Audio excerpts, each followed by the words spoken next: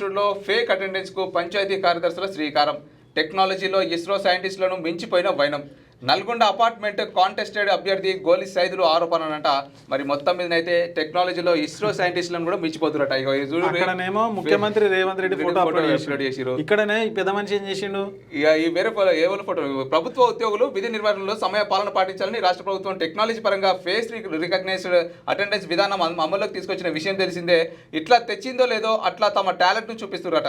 కొందరు పంచాయతీ కార్యదర్శులు వీరిని ఇస్రోకు పంపితే దేశానికి మంచి సైంటిస్టులుగా మారే అవకాశం ఉందని నల్గొండ పార్లమెంట్ కంటెస్టెంటెడ్ అభ్యర్థి గోలి సైదులు శుక్రవారం ఒక ప్రకటనలో తెలిపారట.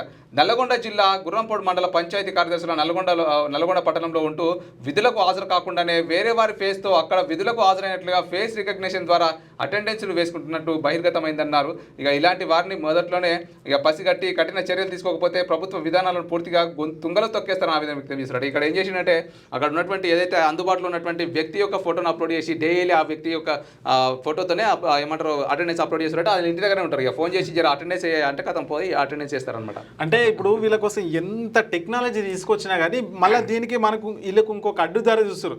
ఒకప్పుడు ఏం చేసేది రిజిస్టర్ చేసేది, సంతకం పెట్టేది. రిజిస్టర్లో ఫేక్ అవుతుందని ఏం చేసిర్రు?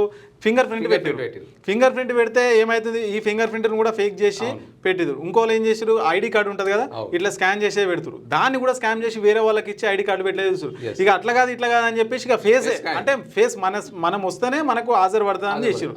సో దానికి కూడా మన వాళ్ళు ప్రత్యామ్నాయంగా చూపిస్తారు. అంటే నిజంగా వాళ్ళని ఇస్రో ఇప్పుడు ఆయన డ్యూటీకి వచ్చినా కూడా ఆయన ఫేస్ రికగ్నిషన్ వేయడు. ఎందుకంటే ఫస్ట్ ఎవరిదైతే ఫోటో రికగ్నిషన్ చేస్తుందో వాళ్ళని చేస్తుంది కాబట్టి ఆయన అక్కడనే ఉంటాడేమో అందుబాటులో.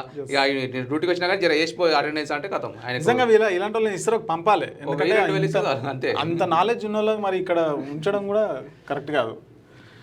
రైట్. ఇంకా ధర్మస్థల ఘటనపై ప్రతి ఒక్కరూ స్పందించాలి. భారత జాతీయ మహిళా సమాఖ్య రాష్ట్ర అధ్యక్షురాలు పుస్తెల సృజన సూర్యాపేట రాఘవ్ ప్లాజా వద్ద ముఖానికి నల్ల బ్యాడ్జీలు కట్టుకుని నిరసన.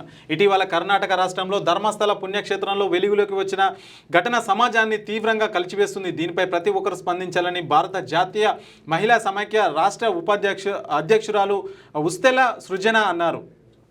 శుక్రవారం ధర్మస్థల ఘటన వ్యతిరేకిస్తూ మహిళా సంఘం ఆధ్వర్యంలో సూర్యాపేట జిల్లా కేంద్రంలోని రాఘవ ప్లాజా వద్ద నల్ల బ్యాడ్జీలు కట్టుకొని అయితే నిరసన అయితే తెలిపిరంట. ఇక 1995 నుంచి 2014 వరకు అనేక మంది మహిళలు, చిన్నారులు మృతదేహాలు అక్కడ బలవంతంగా ఖననం చేయబడ్డాయని చేసినట్ట. మరి ఏదైతే ధర్మస్థల పుణ్యక్షేత్రం ఉంటుందో కర్ణాటకలో దాదాపు 1995 నుంచి 2014 వరకు దాదాపు 100 మంది మహిళలు, బాలికలు, చదువుకునే అమ్మాయిలు, కాలేజ్ స్టూడెంట్స్ వీళ్ళందరినీ కూడా శవాలు అయితే అక్కడ ఖననం చేసినట్లు అక్కడ పారిశుద్ధ కార్మికుడు ఎవరైతే ఉంటారో ఆయన మొన్న ఈ మధ్య